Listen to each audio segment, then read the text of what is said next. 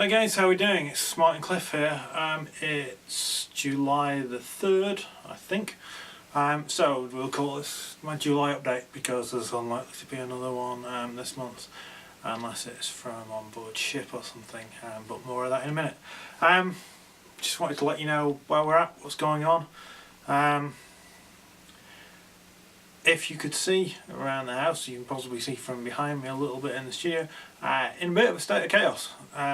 Main reason being, obviously, because we're leaving in a few weeks, it's 6 weeks and 2 days, a lot of stuff is shipped, so I'm very much down to sort of bare bones of gear or computer equipment, and I haven't really got any recording equipment, so this is just camcorder mic and all this stuff.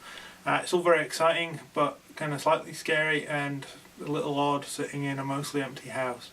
I'm sat on my big faux fur ancient chair thing, basically because I ain't got any other chairs. We have a two-seater sofa, this chair, and one other desk chair that we've actually borrowed, because that's all the chairs we've got left in the house. It's pretty crazy. So I thought I would sort of talk about how we cope when we haven't got any gear as a musician. So obviously my Ibanez, Snowy and BC have shipped, my bass is shipped, my rack is shipped, all my pedals have shipped. So, but I am a week on Saturday playing for Club Day, which is a big sort of churches together sort of celebration thing. It happens in the Market Square. There's a worship band which I'm part of that plays on the back of a lorry. It's in the open air. It's great fun. Really nice experience. Get to work with musicians from various other churches in the area. And this year, when I realised what I had to do and that I had to ship all my gear beforehand, it was always, well, what am I going to play? So the answer is I will play what I've got, because it's what you make do with. So this guitar doesn't even have a name. I bought it second hand for 80 quid. It's a Dean Evo XM. Stock pickups, stock everything. I've just put a Damasio clip lock strap on it, but other than that, this is what you can buy brand new for about 125 quid, or on eBay second hand for about 85-90 quid usually. D'Addario 10s on it. It's a basic, it sounds a little bit plywoody acoustically, but it does the job, and plugged in it sounds fine. Holds its tune reasonably well. I've taken a little propelling pencil and just rubbed a little bit of graphite into the nut just so that it holds its tuning a little bit better. And obviously it's fixed bridge, so we're not going to have any crazy whammy stuff, but it'll do. Plugged in via a couple of cheap cables. I think this is a summer session cable, so not that cheap, but really short. I have a Van Damme cable that I made myself that's again about 4 or 5 feet long that goes from my pedals to my amp. That is orange. I don't know whether, I don't know whether you can see that, but it's a lovely shade of orange. Then amp wise, I've got my tweaker head, one of my tweaker heads, the one that doesn't have the fancy tubes in, and also I had a couple of annoying noises out of at one point, but they seem to have gone away. I think that was to do with the Tong Sol power tubes that I was using at the time. So I've got some old, I'm trying to think what they are. The tubes in the preamp are all Tesla, before JJ bought Tesla, so that's a long time ago. And the power amp ones are some Russian military things that are utterly incomprehensible, but they sound okay. And speaker wise, I used to play many years ago, even before I was playing Fallen Angel, through a pair of Laney LC15R combos, which is now what I think LC110 or something, which was a 15 watt valve amp like the tweaker, with a Celestion Tube 10 speaker in. Cut a long story short, sold one of those to a friend. The other one I had a problem with, there was a problem with the transformer, so the amp basically was no use to me. It was just sitting around collecting dust. I couldn't get a replacement transformer without paying like 70-80 quid, which for a 200 quid amp, by the time you've taken in labour costs as well for fitting the new transformer, wasn't really worth it. So what I did, kept the tubes, took the amp chassis out of it, so I'm using that as a speaker cab. Just soldered a speaker lead on the back of the speaker. So basically I've got a little 10-inch Celestion Tube 10 speaker plugged into my tweaker. And in terms of, well, it sounds a little like this.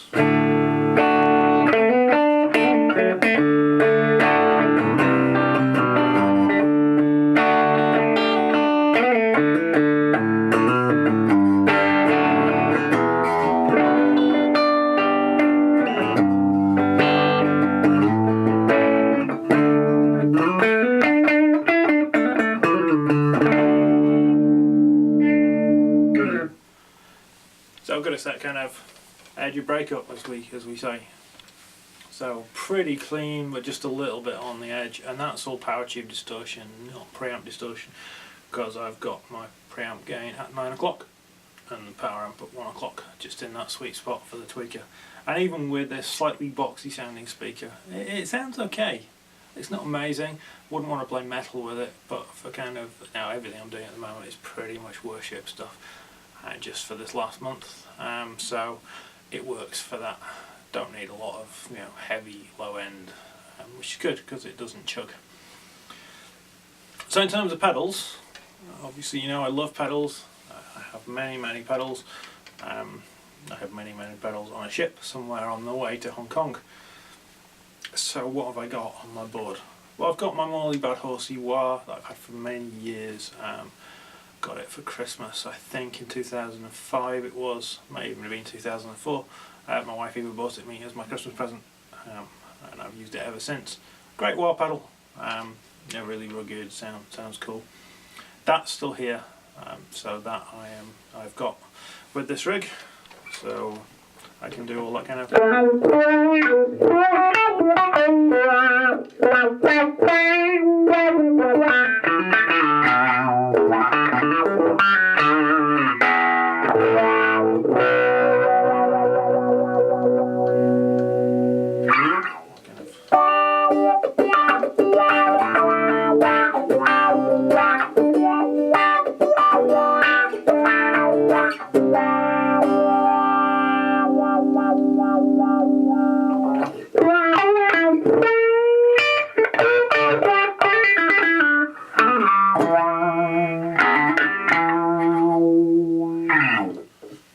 It's a wah pedal. Now, no controls. It's optical, so it doesn't get dirty and scratchy and horrid. It's spring loaded, so you step off it and it stops being a wah pedal. You don't have to do that annoying thing with crybabies of jump on them at the top of their travel, quickly pull your foot back so that you don't get that kind of before you start playing. So that's cool. I like this pedal. Used it a long time.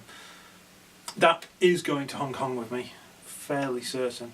Well, it will be eventually. If it doesn't go in my suitcase on the plane at this time, then when my mum and dad are coming over to visit us in December, and that'll be please can you put it in your suitcase? I bring that across to me because it's my favourite wah pedal.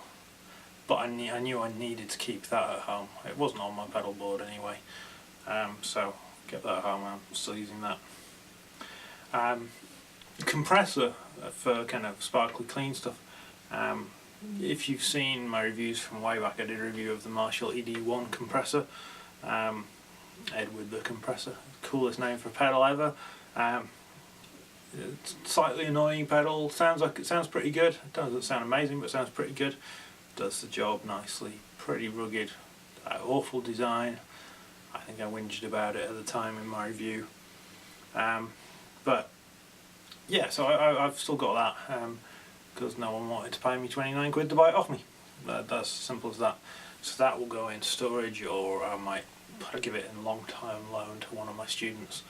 So they've got a compressor to play with, because you never know. Some people find them useful. I like them. I particularly like the Exotic SP compressor, but obviously that's a lot more expensive than this pedal, and that's in my rack on the ship somewhere. Which way is not? I don't know, somewhere over there. And then, so, compression, I have it set up. There's a bit of a boost as well. So that if I've got my guitar volume rolled back for clean stuff,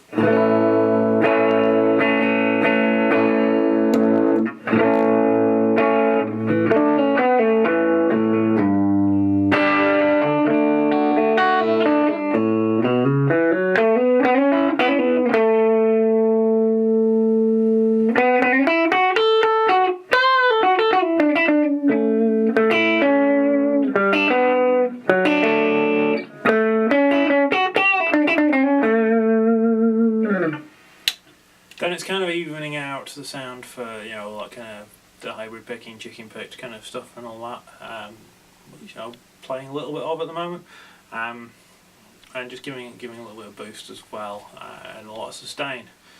And then I needed an overdrive pedal because I can't, no single channel amp, I couldn't be going back to the amp, changing both the volume and the gain at the same time while playing. It's just completely impractical.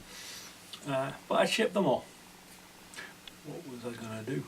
So, I went to the good people at Academy of Sound in Hanley, in Stoke-on-Trent. Basically because I had a look on the website, I thought, what have they got? And it said, they've got an SD1, Boss SD1 Super Overdrive in stock, which isn't the most amazing pedal in the world, but it's a good, solid, cheap overdrive pedal. Got there, and as is often the case with these website stock systems, they didn't have that in stock. So I asked the guys there and said, look, what do you recommend? I don't want to spend much money. My good gear is shipped. This is something I need to use for basically 1 gig. And they came up with a couple, but the one I tried and I particularly liked is made by, well, in this country it's sold under the brand name Rocktronics. In Germany it's sold under the brand name Harley Benton. It's actually made by Joyo, who are a company who were in the news a year or two back when there was some pedal, I can't remember what, some boutique pedal, and they discovered it was actually a Joyo pedal just in a boutique painted box. So they're a Chinese company. They make sort of clones of you know, classic pedals really. And this one is the Rocktronic British Sound, which I wish you could see. I might take a photo and just stick it in the video here. Bing! And it's bright pink. It's kind of not a nice pink at all. Don't know why they would ever make a pedal this size. It's got 6 knobs. How many overdrive pedals have 6 knobs? What do you need? You need a drive and a level and maybe a tone. But this has 6 knobs, so it took a bit of playing around to get a sound I wanted. But I found a sound in the shop that worked with the guitar and amp I was using there. I brought it home, plugged it in, just tweaked it a little bit, just to get to suit this guitar and this amplifier. And it's a $34.99 pedal.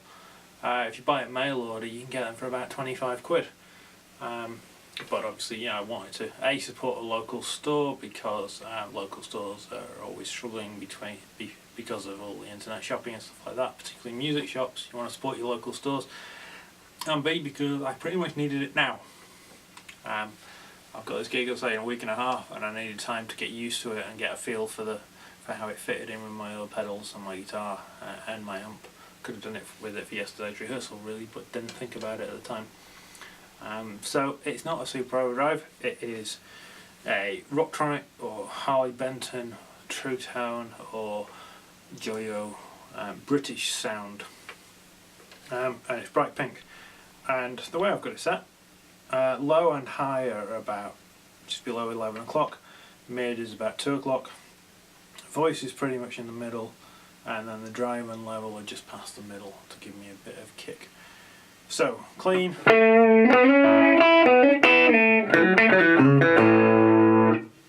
drive.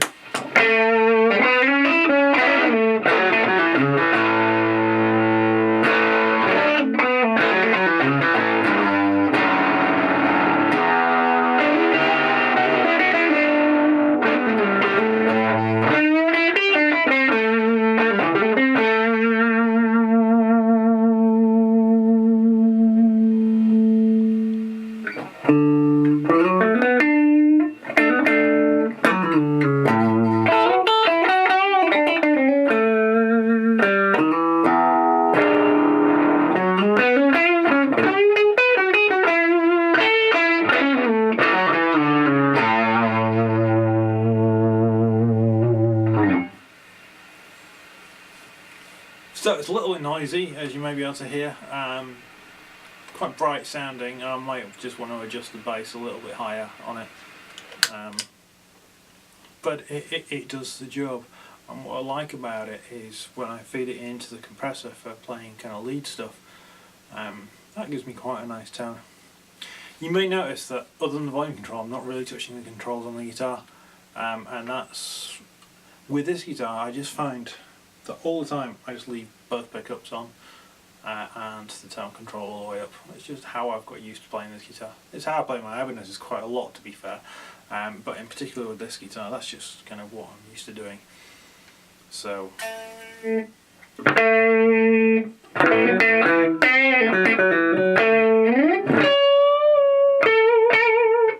that's just the amp, overdrive.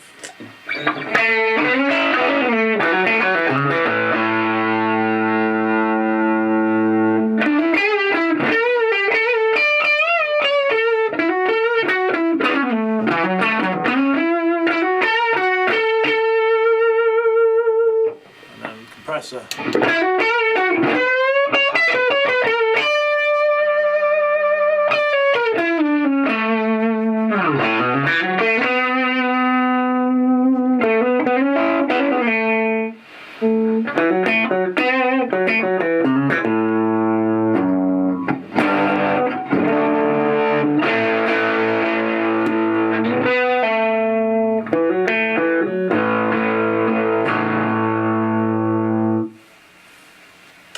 So in the space of just a couple of pedals, ignoring the wah for a minute, and I'm feeding overdrive into compressor, not compressor into overdrive. Again, just something I like to do. It's kind of up to you which way around you run them, but it's something I do on my rack. Again, it's a fish thing, I think, but what I don't want to do is squish my tone and then feed it into an overdrive, because that gives me that kind of square wave, kind of metal, slightly nasty tone that I'm just not into personally. Whereas what I want to do is still be able to roll my guitar volume back so that the drive goes down but keep the volume consistent. And that's how, with really cheap, I mean obviously the tweaker head is a reasonable amount of money, but the rest of the gear, really cheap, and how I'm going to do a gig in front of a few hundred people outside in a couple of weeks' time using basically no gear. I hope that's been of interest to you.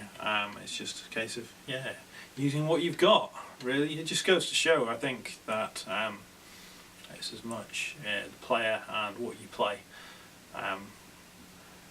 because obviously in a band mix, you know, that might sound a bit kind of harsh on its own, but in a band mix, when you've got keyboards and you've got 4 or 5 singers and you've got bass and acoustic guitar and drums, you want something that will cut, and believe me, this cuts. So yeah, just to move back to life from guitar playing for a minute. So we're in July, stuff's on a ship or somewhere. We'll be on a ship shortly too, because in a couple of weeks' time my wife and I are heading off on a cruise. So I may be posting a few video blog updates and stuff. Maybe not actually while we're on the ship, because that's a little bit tricky because Wi-Fi is horrendously expensive on board ship. But if I can find a decent internet cafe or somewhere in Norway or in Iceland, then I may upload a video blog. If not, it'll be when we come back at the start of August. So I hope everyone has a good end of term if you're still at school, or a good start to your summer holidays. And so I look forward to lots of updates and lots of news and all sorts of exciting stuff when we get to Hong Kong in 6 weeks' time or just over. Until then, take care of yourselves, guys, and I will speak to you soon.